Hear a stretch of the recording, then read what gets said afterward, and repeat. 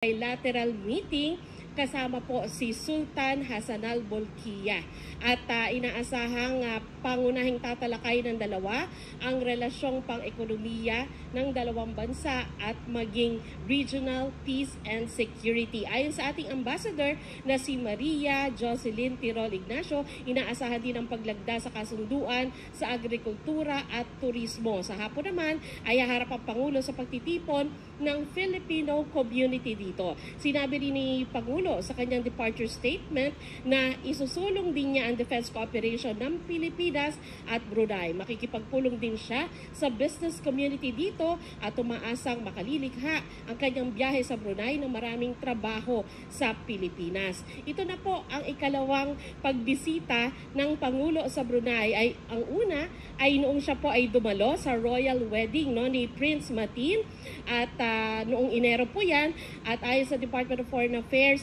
meron pong 25,000 na Pilipino dito sa Brunei at siya po ay inaasahan nga makakaharap yung ilan sa kanila sa pagtitipon mamayang hapon. Alam niyo po, habang ako'y nagre-report yun, nakita niyo nagsidaan ay yan po yung mga opisyal ng Pilipinas at sila nga po ay papasok na dito mismo sa Istana at sila po ay kasama doon sa official delegation ni Pangulong Marcos. Bukas naman po inaasahan na merong meeting ang Pangulo sa business community dito at siya rin po ay inaasahang haharap sa media. So Connie, yan muna po ang pinakahuling ulat mula dito sa Brunei. Connie?